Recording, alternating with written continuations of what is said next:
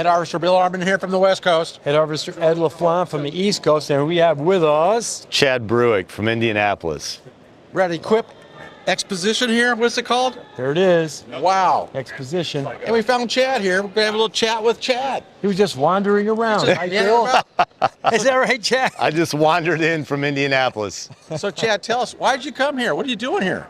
So I come at least every couple of years. I try to come here just to see what's new and innovative and get to meet people like you and hopefully get inspired and take it back home. You see that? So the leader, owner of the company, out looking for innovation, new ideas, always looking at. You have to adapt, change, or innovate. And if you don't do all three of those, guess what? Get out of the way. People are going to pass you up.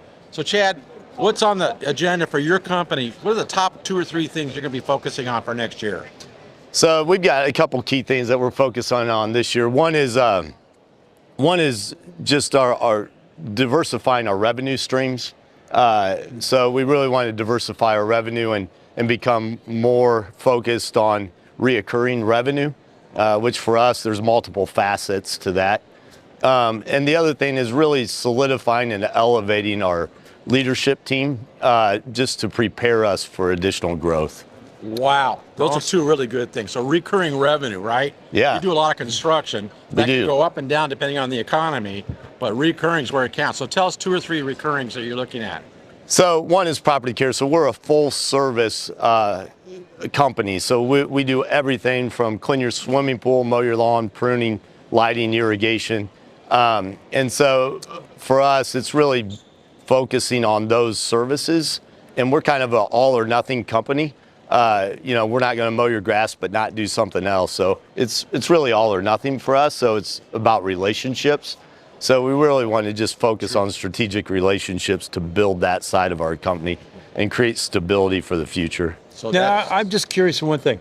Did you arrive at this direction with a planning session?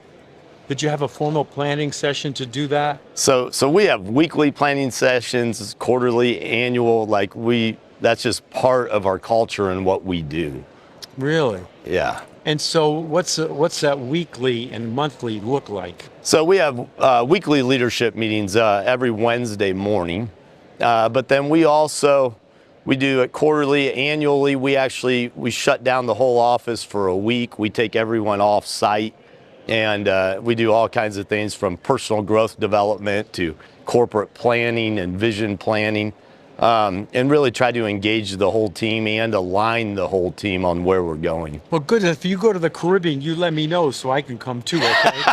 That sounds like a lot of fun there. You got a deal on that one? So what I like about that planning, you get regular touch base. Yeah.